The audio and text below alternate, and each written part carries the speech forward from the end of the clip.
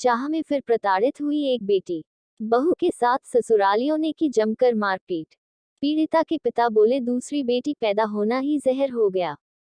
महोबा, जहां समाज में आज बेटियों बेटों को बराबरी कर रही हैं, हर क्षेत्र में आगे बढ़कर अपने माँ बाप का नाम रोशन कर रही हैं, वहीं कुछ ऐसी घटनाएं जो जागरूकता अभियानों को दमखम निकालती नजर आती है, झकझोर कर रख देती हैं।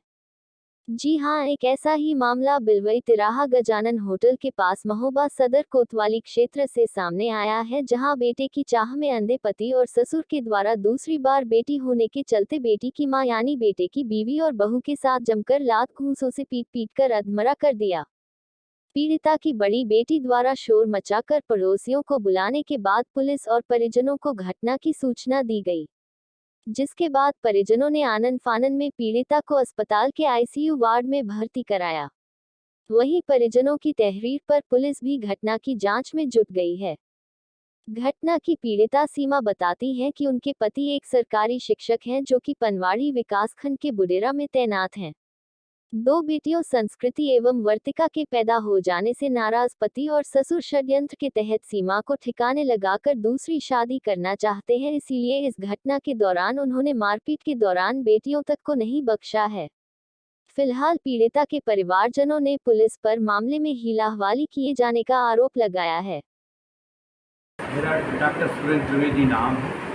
मैं मोहाल सिकंदरपुरा राज का निवासी हूँ।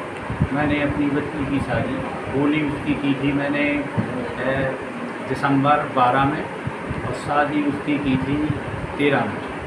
शादी के बाद से उन्होंने ना जाने कितनी बार उसको परेशान किया है, तो मैं आया समझौता करके। जो उनकी मांग हुई है, क्योंकि हर बार उनकी मांग पैसों की रही है। शुरू में भी उन्होंने जो पैसे मांगे थे वो इस ढंग से थे कि बात तय शादी तय हो गई थी। शादी होने के बाद भी उन्होंने उस बात को स्वीकार नहीं किया था कि बारात जब आएगी। पैसा दिया मैंने, बीच में समझौता करके उनको जेवर भी दिया। बच्ची के पास जो भी जेवर है पूरा का पूरा मेरे पास है। इन्होंने एक अंगूठी नहीं दी है। शादी में आने के बाद इनका रोल ये रहा कि एक भी बच्ची का कोई भी ऐसा कार्यक्रम नहीं किया है जिसमें ये लगे कि हमारे घर में बहू आई है।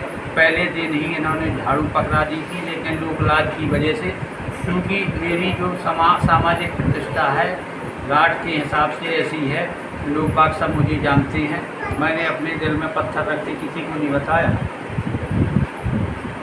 ये लगातार अभी परेशान करते रहिए।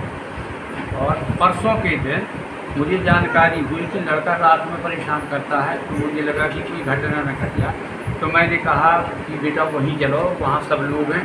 तो मैं बच्ची को बैठाल के और स्वयं यहाँ ले आया था परसों के दिन, और रात में बच्ची वहाँ रुकी है। रात में ही इन लोगों ने प्लान बना लिए कि इसको साफ कर दिया जाए, और इन्होंने इस तरह से मारपीट कर दी।